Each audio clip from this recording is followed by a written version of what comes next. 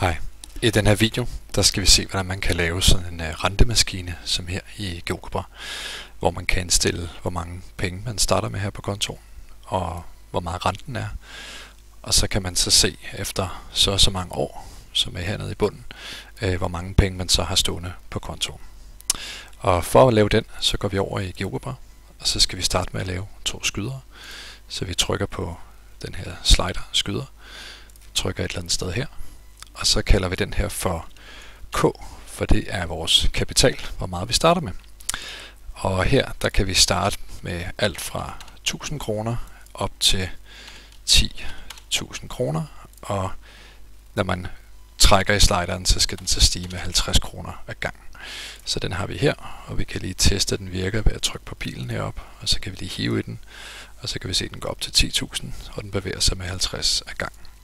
Så laver vi en ny slider, går op her, trykker på slider igen, med en skyder, sætter den herover, og den her, det er vores rente, så den kalder vi for R, og den skal gå fra 0 til 20%, og 20% det er i matematik, der er det jo 0,2, og i GeoGebra er det bare vigtigt at huske, at man så skriver punktum i stedet for, da det er et amerikansk program, så vi skriver 0,2, og den skal stige med 0,01 ad gangen, så den stiger med 1% ad gangen.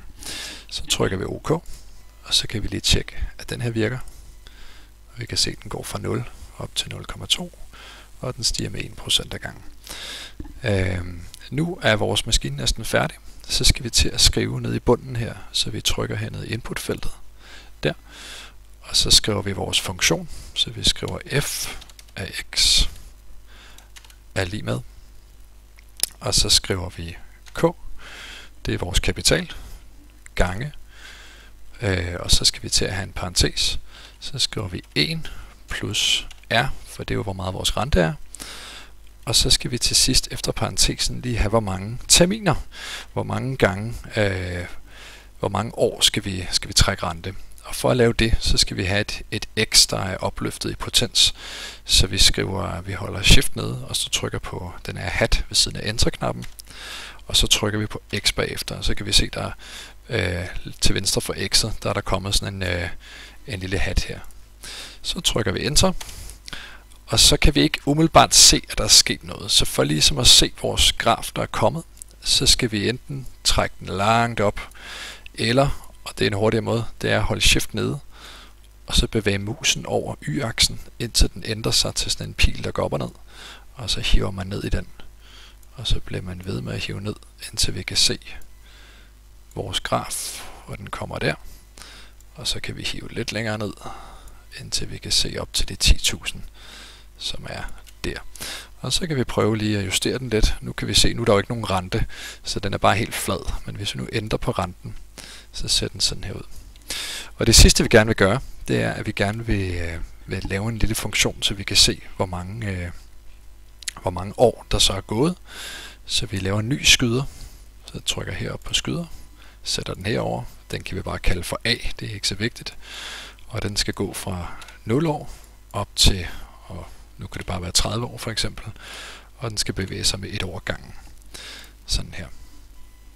Og så skal vi igen i gang ned i inputfeltet, hvor at vi skriver her, der skriver vi, at x skal være lig med a, sådan her, og så trykker vi enter. Og så har vi, når vi bevæger den her, så kan vi så bevæge den frem og tilbage op til de 30 år.